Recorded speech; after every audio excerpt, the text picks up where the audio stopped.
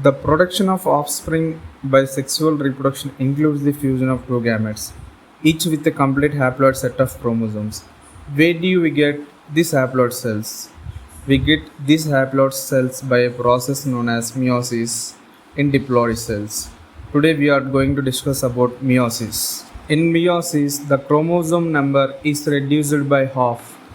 Meiosis ensures the production of haploid pairs in the life cycle of sexually reproducing organisms, whereas fertilization restores the diploid phase. Meiosis involves two sequential cycles of nuclear and cell division called meiosis 1 and meiosis 2, but only a single cycle of DNA replication. In meiosis, only a single cycle of DNA replication will happen. Meiosis 1 is initiated after the parental chromosomes have replicated to produce identical sister chromatids at the S phase. Meiosis involves pairing of homologous chromosomes and recombination between non-sister chromatids of homologous chromosomes. At the end of meiosis 2, 4 haploid cells are formed.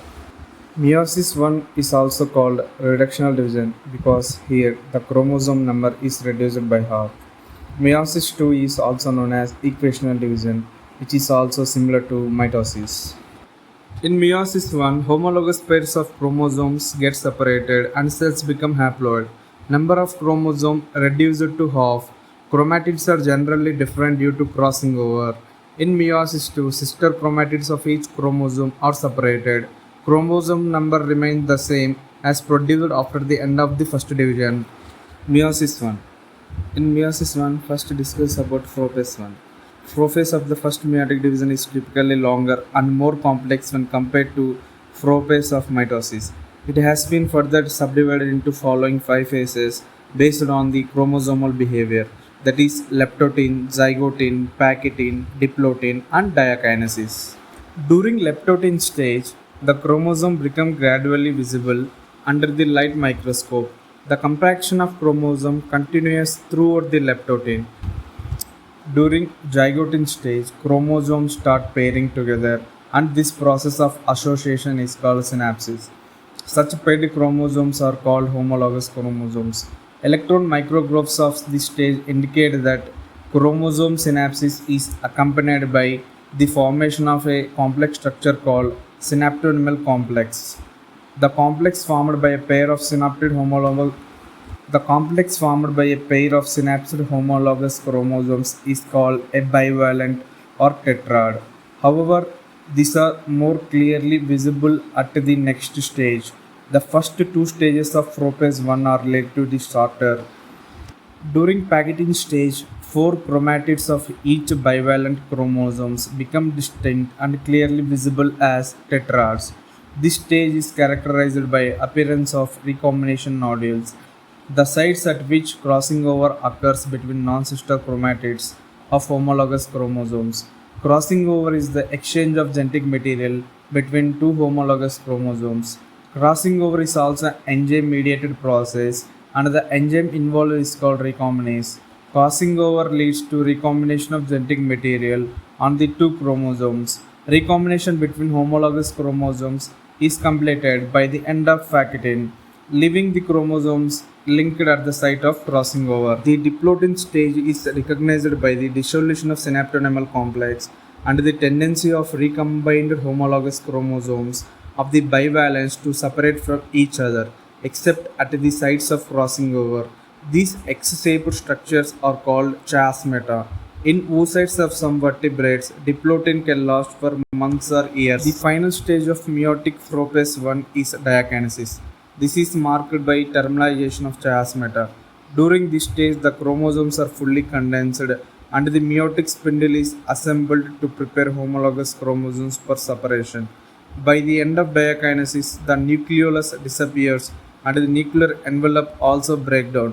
Diakinesis represents the transition to metaphase. Metaphase 1. The bivalent chromosome align on the equatorial plate. The microtubules from the opposite folds of the spindle attached to kinetochore of homologous chromosome. Anaphase 1. The homologous chromosomes separate while sister chromatids remain associated at their centromeres. Here, no division of centromere will happen. Telophase 1. The nuclear membrane and the nucleolus reappears. Cytokinesis follows, and this is called as dyad of cells. Although in many cases the chromosomes do undergo some dispersion, they do not reach the extremely extended state of interphase nucleus. The stage between two meiotic division is called interkinesis and is generally short-lived. There is no replication of DNA during interkinesis.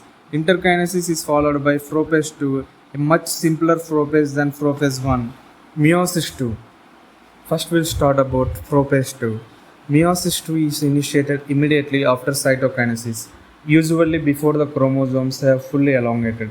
In contrast to meiosis 1, meiosis 2 resembles a normal mitosis. The nuclear membrane disappears by the end of prophase 2.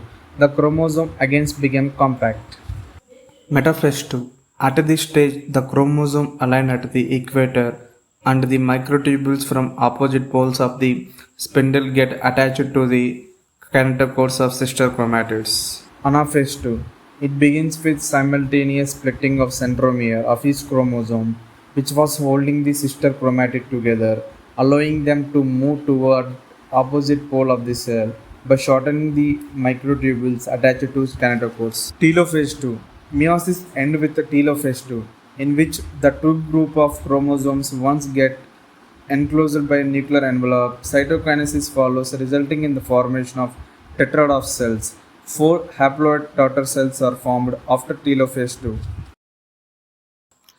Significance of meiosis. Meiosis is the mechanism by which conservation of specific chromosome number of each species is achieved across generations in sexually reproducing organisms, even though the process paradoxically results in reduction of chromosome number by half.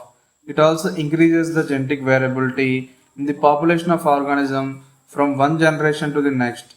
Variations are very important for the process of evolution.